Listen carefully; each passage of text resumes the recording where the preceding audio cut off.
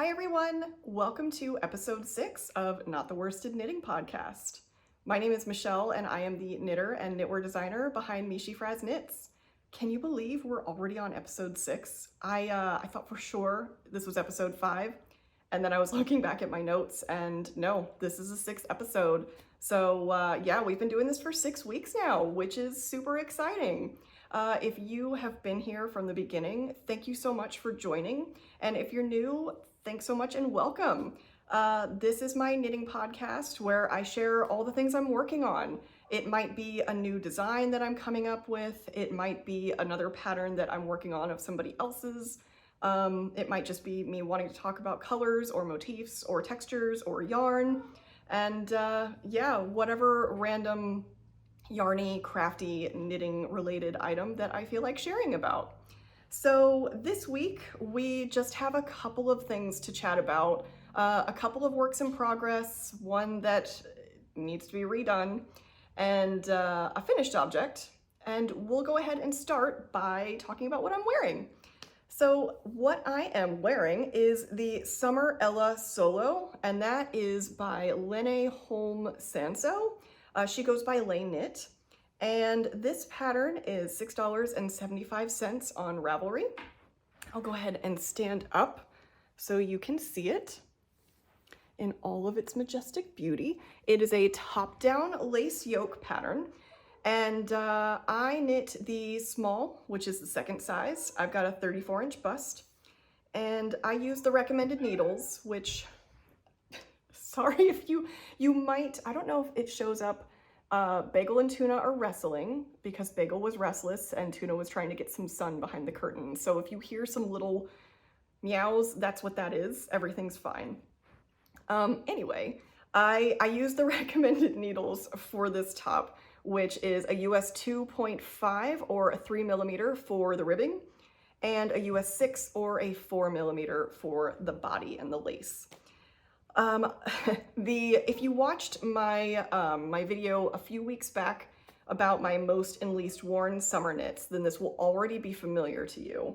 The yarn I used is quite controversial. I used the Juniper Moon Farm Zooey in the colorway Bayleaf, and this is a 60% cotton, 40% linen blend. And I did not love the yarn. I found it to be quite rough and uneven, actually. There's a lot of thick and thin. It was quite splitty, which I know is fairly common for linen. And obviously, being that there was a decent amount of linen, it wasn't super great on my wrists. My wrists were quite sore when I would knit on it, which, you know, I can tolerate a little bit of that here and there if I like the garment when it's done. Unfortunately, I don't love how it looks. I just think it looks a little bit messy. It's not terrible look. Like, I don't hate it. I will still wear it.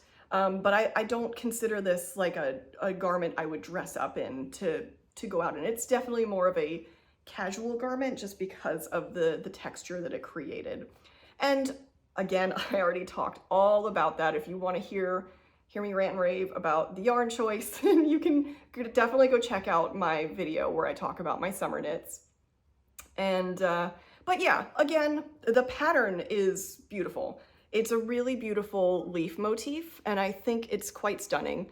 I would definitely knit this again. It's a very quick knit. I love the sleeve length. It's, I kind of like summer tops that have a semi-long sleeve. Like, when I say semi-long, I still mean above the elbow, but not super short. There's just something that I really like about the way that that looks. And all of my cats are howling right now. I'm so sorry if you can hear that. So Boink, our 14-year-old cat, when she's in a really good mood, she'll collect her little toy and she'll carry it down the hallway and howl, and so she's doing that right now. So if you can hear that, that's what that is. I always seem to pick the best time when the cats are at like full crazy mode. Anyway, so yeah, really like this pattern. The pattern comes in 7 sizes. It ranges from a 34.5-inch bust or 88 centimeters to a 47¼ inch bust, which is 120 centimeters with spacious ease. Like, it didn't actually say how much ease, it just said spacious. So, you know, it definitely has a good amount of ease, but yeah, I think I'm surprised the size range doesn't go up a little bit higher, and maybe that's something she's working on. I don't know, so I don't want to speak to that. But yeah, I would knit this again, definitely. Definitely do a different yarn next time, but I think the pattern is quite beautiful. So it's a nice knit to wear today. We're finally getting our summer weather, which is nice. So the sun is out, it's really beautiful out. It's been very, very comfortable, and it's been nice to sit outside. So it's great to break out these summer tees. Oh, there's one other thing I wanted to mention about this, which I didn't mention before. I was looking back through my notes, and I made a note in Ravelry that I actually knit 8 more rows after the lace motif before starting the, before joining in the round and separating sleeves. And I did that because I felt like the yoke depth was quite shallow. So if I hadn't, I think my sleeves would have been much tighter. And while I feel like everything fits me really nicely, the yoke depth would have been quite short otherwise, and that would have made this very uncomfortable. So I did add 8 rows, and that gave me just a little bit of room in the armpits so they aren't like sucking into my skin. Just something to note, just in case when you're knitting this, you feel like maybe the yoke is a little bit shallow when you're supposed to like separate your sleeves. But other than that, that's all I have to say about this. And why don't we go ahead and move on to finished objects. So I only have one finished object today, and you will probably already recognize these if you've watched previous episodes. This is my finished pair of Siroc socks. This is the second pair that I've finished, and this is one of the versions for me. So this pattern is currently in testing right now, and it is one of my newest sock designs, and the testers are doing a great job. Some of them have already finished completely with both pairs.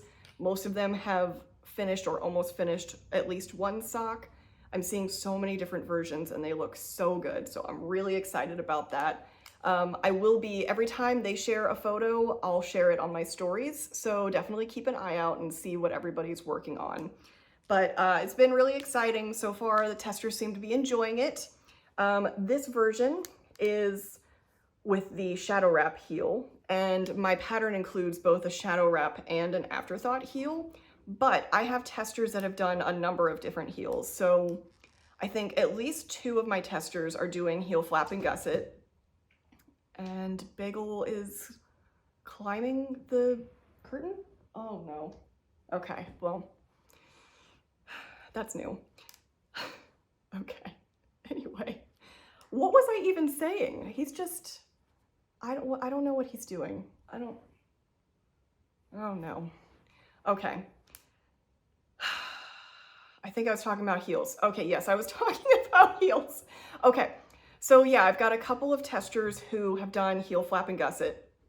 And I have one tester who is doing something called, I think she said it was called the strong heel. I'll look this up just in case that's not accurate. I'd never heard of this heel before, but I want to say she said it was so that it adds a little bit more fabric, so where you've got your heel and the top of your foot, it gives a little bit more room there so it's not like super tight. I think this is helpful for people who have a high arch.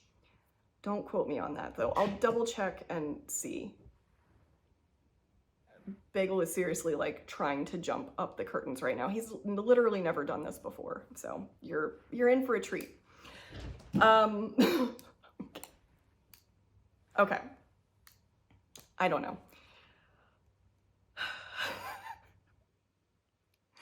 Filming with cats. I just need to mention that I already stopped this once because as soon, like halfway through me starting to talk about my first item, the neighbor started mowing their lawn, which is great and fine, but like that was definitely loud and I know you could hear it. And so now now we've just got like cats wrestling and howling, and I swear, you guys must think I have like the most chaotic household.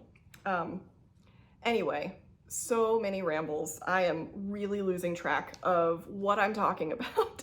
So yes, so this version of my Siroc Socks is done. This is the Shadow Wrap heel. Let's talk about the yarn, because the yarn is one of my favorite parts. The main color is Salty Blonde Fibers 2-ply sock in the colorway Burn Book. And the contrast color is Silly Goose Yarns Plump Fingering in the colorway Bubblegum. And together, I just think those two are absolutely magnificent. They are just so fun. As I mentioned in my last video, I did the striped version of my sock first, and that was the one I was really excited about. But then I really wanted to see what they looked like speckled, and then I tried it on after I finished it, and I love these socks. So not only are they just so fun and happy and wild, also the yarn is incredibly soft. Like, I don't know, I mean, it's just, let me see, I have the, here's the label. I mean, it's just an 80/20 merino nylon. So like, I don't know, I don't know why, but this yarn is so incredibly squishy and soft, and I'm so excited to wear these. I have been super good. I haven't worn them yet because I needed to have them nice and pretty on the blockers so I could show to you guys. And then I also, after this, I need to do a photo shoot so I can have good photos for the pattern. But after that, I'm wearing these. I'm gonna wear these like crazy. And I'm really excited about these. So that is 2 out of the 3 pairs of the Siroc Socks done. I've finished the solid version, I've finished the speckled version, and I just need to do the second pair, or the second sock for the stripe version, which I'll get to at some point. I'm gonna take a little break from sock knitting just for a little bit. I don't know about you guys, but when I knit a lot of socks, my wrists start to get a little, or I guess, yeah, like my fingers start to get a little bit stiff. And so I don't wanna do anything to injure myself or make it to where it's difficult for me to knit. So I typically will take a break from socks and then knit on larger items just to change it up a little bit, and that seems to help me out a lot. I have, in the last month and a half, I have knit 4 pairs of socks, I think, on top of knitting a few swatches of socks that didn't work out. So I'm sorry, I have yarn fuzzies all in my nose. So yeah, I've just been knitting a lot on small needles, and so it's nice to kind of take a break and do larger projects. So I'll get to that second striped sock soon, in a little bit. I don't know. Anyway, so yeah, that's my only finished object for today, but still exciting nonetheless. And now why don't we go ahead and move on to my first WIP, my first work in progress. This particular WIP is, yeah, I think I'm gonna need to redo it, and that kind of sucks. So if you've been watching, you will recognize this. This is, I'm gonna flip my notes just to make sure I have all the info on this when I talk about it. This is the Field Day Cardigan by Ozetta, and it is a top-down cardigan that is knit flat, obviously. You start it in the back, you do short row shaping, and then you pick up stitches and attach each side and you knit those flat. And then eventually you join all of those pieces together, and then you still knit it flat, but it's all joined, and then you knit down the body. And the button band is worked while you work on the body. And then there are also some increases to give you that nice V shape. So it is a V-shaped cardigan. Let's see, it is $6.50 on Ravelry. It is meant to be a relaxed fit, so it's meant to have 8 inches or 20 centimeters of positive ease. I am knitting the size 2. I had to go down a needle size to get gauge, to match gauge with her, so she recommended US 7 or 4.5 millimeter needles. So I got gauge with the US 7 or 4.5 millimeter needles. And I got gauge with the gauge swatch on that. I'm just gonna, it's an important note for later on. Yeah, so really quick, the yarn I'm using is Hazel Knits Lively DK in Shannypants, and it's stunning, absolutely gorgeous. And it would appear that my gauge has loosened up a bit as I have knit the body, which is not entirely surprising. Yeah, if you're familiar with knitting large garments like this, especially when they're knit flat, your gauge changes a lot just depending, I mean, even, it doesn't even matter what kind of garment it is, your gauge can change depending on your mood, depending on what you're doing or how focused you are on it, at least for me. And I'm pretty sure, so like I said, I gauge swatched originally with her recommended needles, didn't get gauge, went down a needle size, and I was probably really determined and really focused on getting gauge with that next needle size down. Also because you'll see with the fabric, I actually really like the fabric that it created.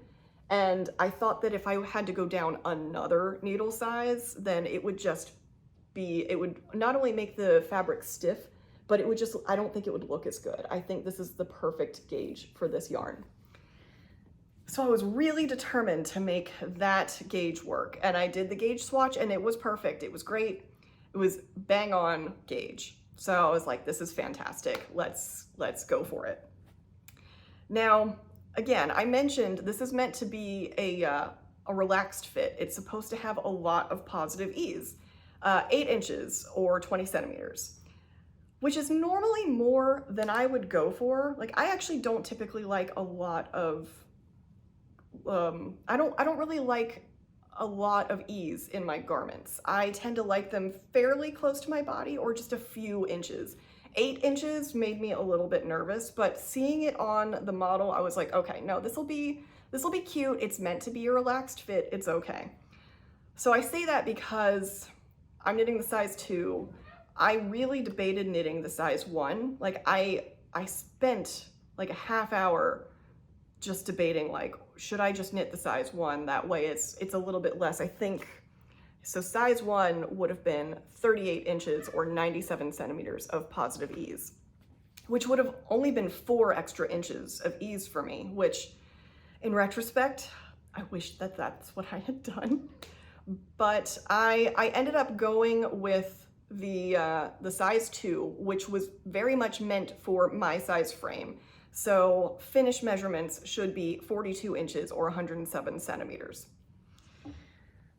All right, so back to the garment.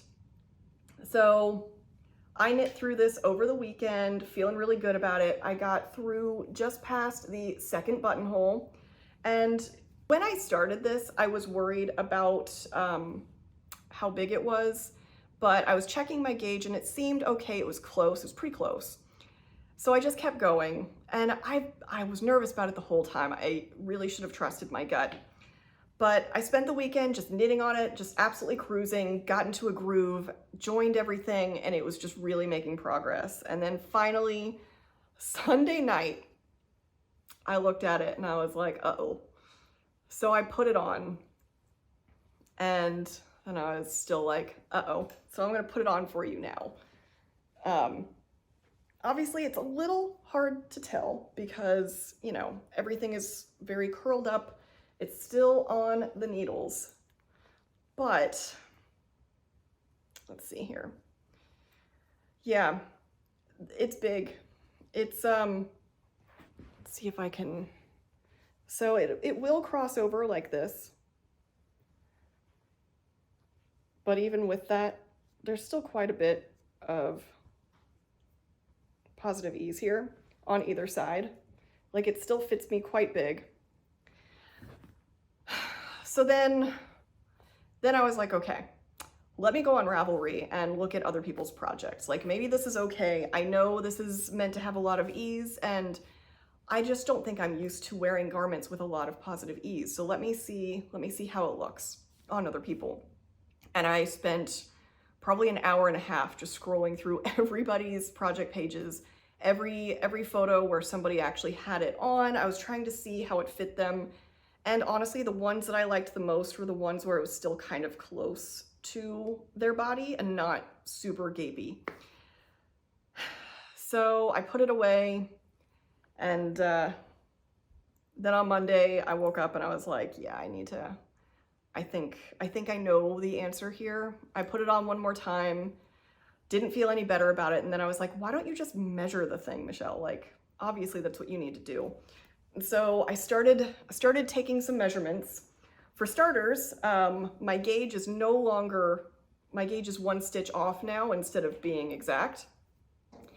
And the measurements, this actually measures out to fit exactly the size 3, which is 45 inches or 114 centimeters, which means that I knit the size 2 and got the size 3 exactly. Which means if I had knit the size 1, I would have probably gotten the size 2 pretty close. So I'm not frustrated, not at all. This is great. This is the face of happiness. It's fine. It's fine. This happens. This is just how it goes, right? Like, if you just knit everything perfect the first time, then I don't know, can I meet you? Because that's often not how it works for me. It's a lot of trial and error. So I mean, I'm glad I discovered it while, I'm only just past the second buttonhole. At least I didn't like finish the body and realize I don't like the way this fits. But yeah, so I need to rip it out completely and start over with the smaller size. And like, there's nothing that matches from between sizes 1 and 2. So I need to start completely over, which is fine. It's also good because, so I have 4 skeins of this Hazel Knits Lively DK in this color. And when I checked her yarn recommendations, I should have had enough to have like the perfect amount of yardage. And as I've gotten here, like I said, just got past the second buttonhole and I just attached the 3rd ball of yarn, which means I am on ball 3 of 4 and I'm halfway through the body and haven't gotten to the arms yet. And let's be honest, there's no way that's gonna cut it if this is from 2 balls of yarn. So yeah, this whole thing, it's a bit of a shame. Like I said, it's funny because my gauge is actually different on the front panels versus the back, which I guess makes sense. These are smaller panels, so this gauge is accurate. I am on gauge with these panels. But this back panel is 1 stitch off. So gauge is a fickle friend. And yeah. Now, that being said, I love this color and I'm excited to have this cardigan. So it's gonna take a short break, like it's gonna take a little break, but I still would like to have this maybe by the fall. So I think I'm going to work on 1 or 2 other projects and then come back to it when I'm feeling a little less irritated with it. I'm not irritated, I'm just a little, you know how it goes. So yeah, lesson learned. If only I had just knit the size down and listened to my gut, then we probably wouldn't be in this situation right now. Also, I want to say thank you to everybody who gave me button recommendations. I got a lot of really great ones and I found some buttons that are actually pretty close to what I had in mind. So yeah, I may not buy them just yet. And at this point, I don't know, maybe I'll be able to pick out my buttons at Flock. But I am still excited to get back to this at some point. So we'll see when I've had a little bit of separation, I think. So that's going back in its bag. And this bag is going in the corner for a little bit. It's going in the naughty corner. And we're gonna flip and we're gonna go on to happier projects. Okay, so I've got one more work in progress, which I just started yesterday, so there's really not much to show. If you watched my first episode, I talk about marling with stripes, and that's sort of an introduction into my Prismatic Reflection sweater, which is a design by me. And I did two versions of this sweater, the striped one, which you can see here, and that was sort of my brainchild behind the whole design, and a solid version. And the pattern itself, it has a slipped cabled diamond motif that is on the front, the sleeves, and the back. And it's a top-down raglan, and the raglan actually also has a slipped stitch motif to mimic that same design. And it has a folded over neckband, and it is knit holding two yarns together, and that helps you to create that marled effect. So you've got your main color yarn, which in this case is a fuzzy white, fuzzy cream colored yarn. And then the contrast colors are a fingering weight in a white, and then a fingering weight in those three different stripe colors, and then back to the white again. And that is held with the fuzzy cream yarn, and that cream yarn held with it helps to give a marled effect, which softens the striping overall so the stripes aren't quite so harsh. So I was really excited about this design, and I really wanted to be able to wear it to Flock, because that's the first big yarn festival of the season since I designed this. But if you're familiar with Flock, then you'll know it's a yarn festival that's held in Seattle in August. And I don't know about you, but I don't really want to wear a fuzzy sweater in August. Like, it's not gonna happen. So a while back, while I was still kind of in the design mind of this, I was thinking that I wanted to do a summer modification. It's a DK weight, so it's not a super heavy yarn, and depending on what yarns you use, I was thinking it could work. It could work to do a summer mod where I'll do a single neckband instead of a folded over collar, and I will just have short sleeves. So right as soon as that diamond motif is done, I will go into the ribbing and have it there. And it should be, I think it should be about this length of a sleeve. And so I've had that in my mind for a while, and I've really wanted to make it happen.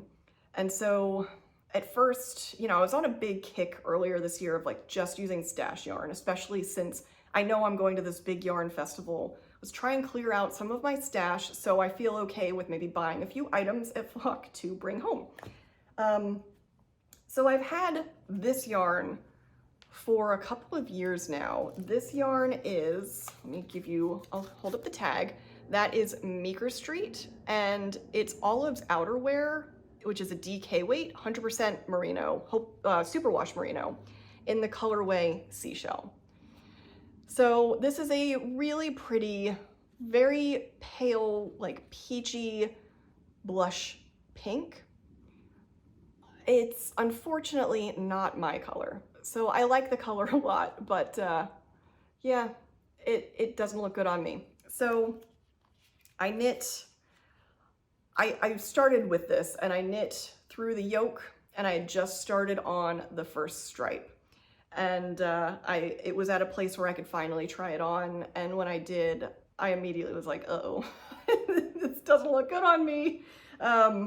So much so that I was like, I kind of look like I'm ill right now while I'm wearing this. So I think I have a photo of it, so if I do, I'll pop it up so you can see what it looks like. I just started on like a turquoise stripe, and this was also going to be with straight up DK weight yarn, so there wasn't any marling. So I was already a little iffy about that, and so it just it didn't really work out. So I put it on the back burner, and I've been knitting some other projects, and I've had a few other designs pop up in the meantime, but it's kind of like been there, like, okay, I would really still like a summer mod version of this guy to wear to Flock. I really would.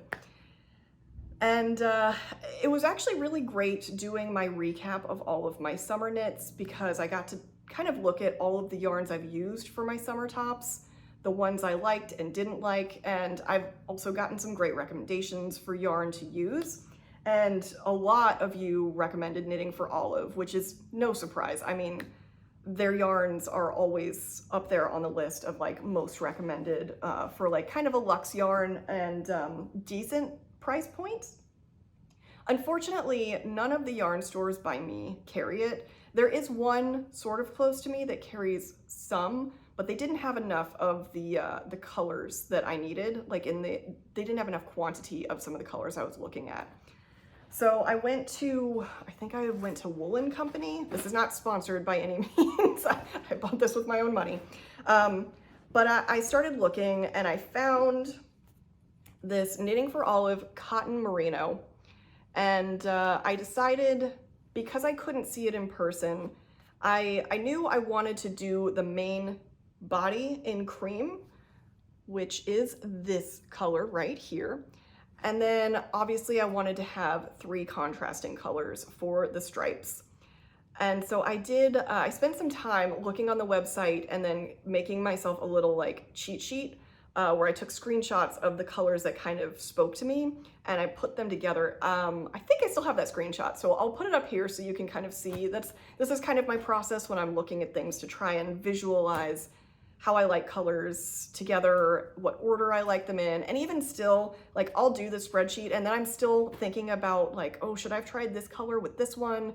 If I move them this way, will this look better? So it's always ever changing. So I got this yarn and I got enough to hold this double. So this is a fingering weight. If I didn't mention, this Knitting for Olive cotton merino, this is a fingering weight yarn. I think it's technically listed as a light fingering, and it is 70% organic cotton and 30% extra fine merino. And so I figured, even though I'm doing a DK weight, I think this is going to be a really nice blend, and it's incredibly soft. Like, it's just 30% merino, but it's doing the job. Like, it feels quite nice. And I've knit a couple sweaters in the past that are like 50-50 merino and cotton, and I've always been really happy with that blend. So I think that might be the sweet spot for me with summer yarns, where I get a little bit of that merino and then a little bit of cotton without being crazy. So I'm excited for this. I'm really hopeful. So I'm gonna show you some of the color ideas that I have. Obviously, if I already popped up the screenshot, then you'll have an idea. The colors were still kind of limited. I know that Knitting for Olive is known for having tons of color options, and Woolen Company had a decent amount, but I still felt like I wish there were certain different tones of some of the colors, so I'm still kind of playing around with the idea here. But my original thinking, so this is a summer top. This is meant to be fun and bright, and because I'm striping it with the stripes here, I can kind of go crazy with the colors. Like they can be colors that I don't normally wear that wouldn't look good next to my skin. But if it's down here, it's okay, right? So my initial thinking was this combo. I first saw this green, which is clover green, and I loved it. I think I'm in a bit of a green kick right now. Like, there's something about these like golden grassy greens that are really speaking to me. I don't know, I keep going for the green. So I saw this and I was like, ooh, I have to grab that. And then, I don't know about you, but I love a grass green with a navy. I just think that's such a gorgeous combination.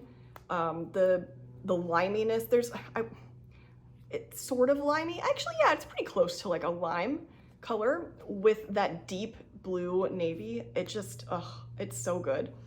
And then what this is actually called lime yellow, which in my opinion actually looks a little bit more like a lemon, but it's okay. This came out a little bit different in person than I thought it would be. So I like these together.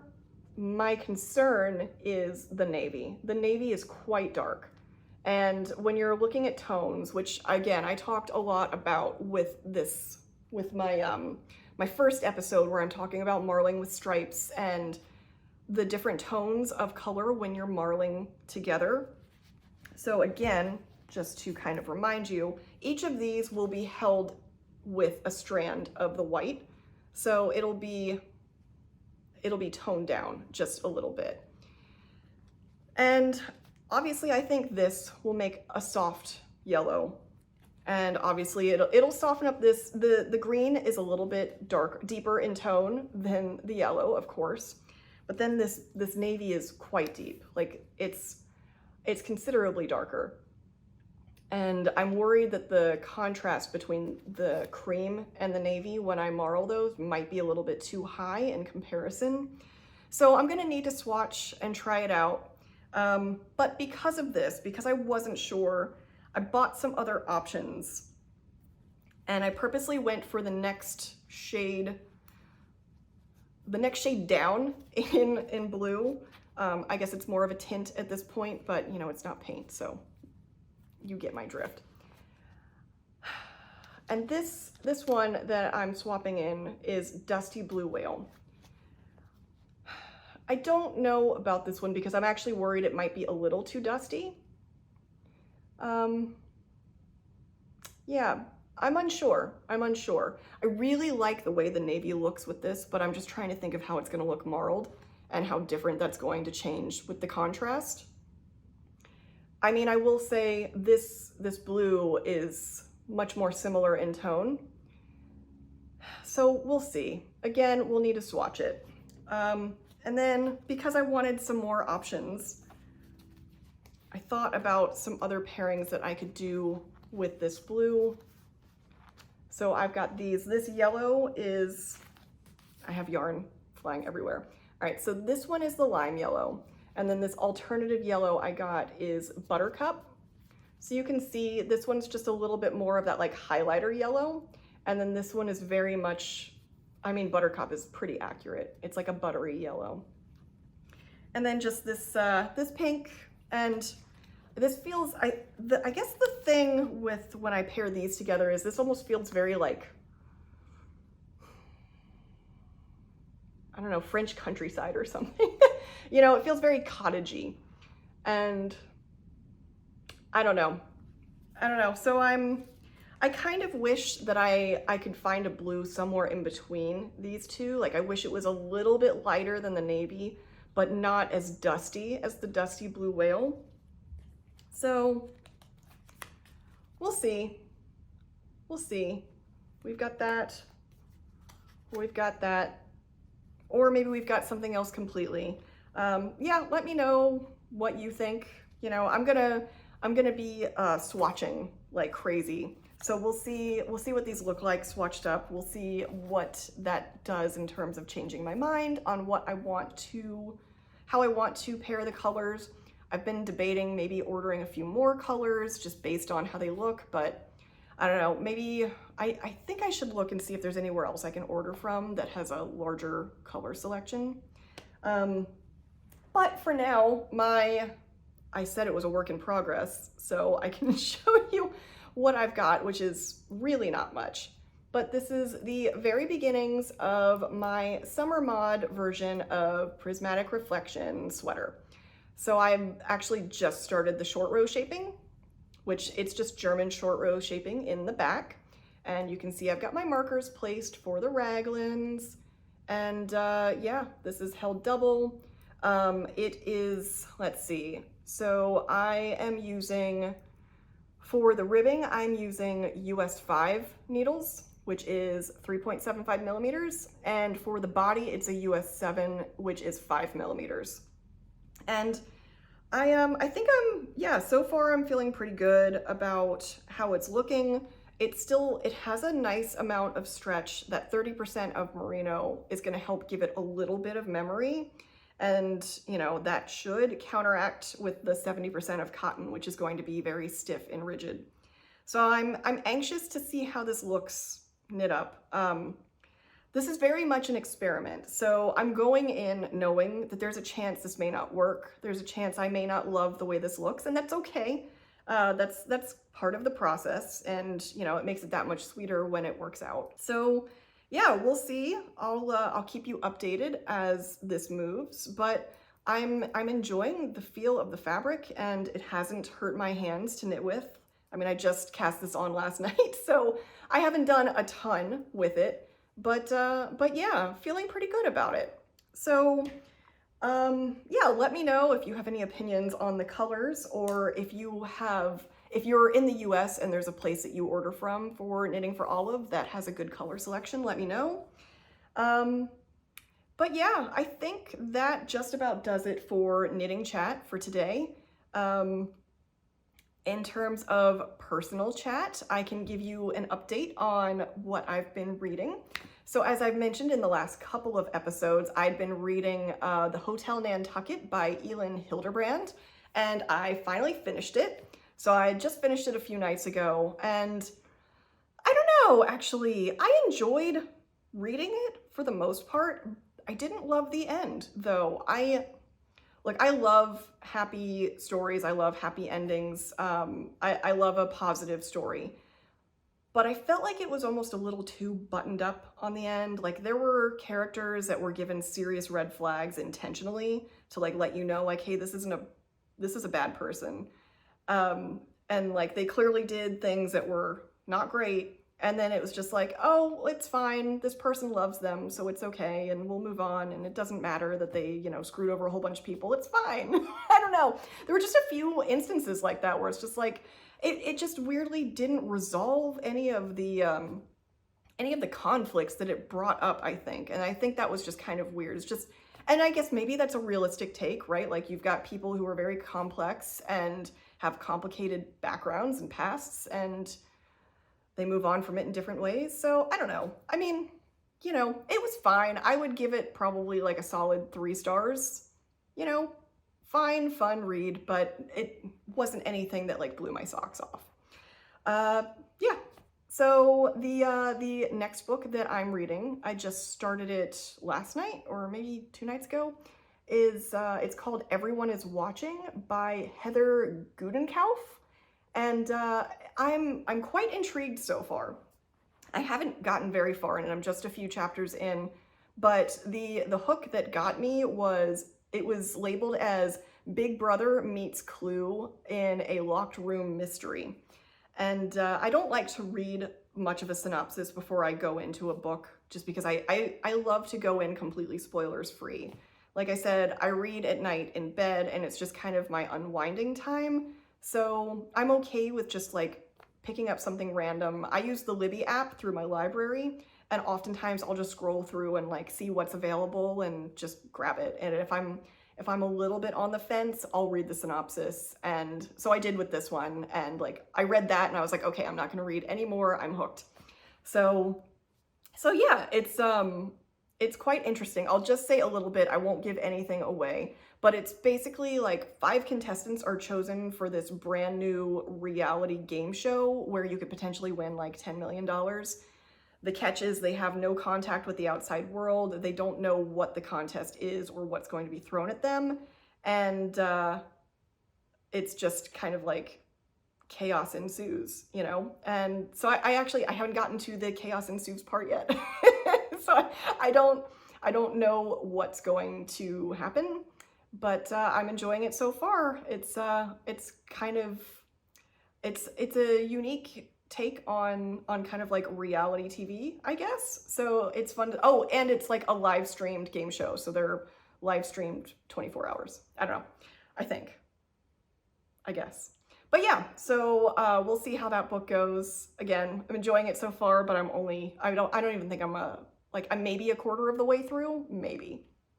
So that's what I'm reading. That's what I've been working on. If you have stayed and watched all of this, thank you so much. If you want to get in touch with me, I am Mishifraz on Instagram and Ravelry. You can find me at mishifrazknits.com. That's my blog. And then also mishifraz@gmail.com if you want to reach out to me and you don't feel like making a comment on YouTube. But you can also comment here as well if you have any questions for me. That's fine too. But yeah, thank you so much for watching, and I will see you next time.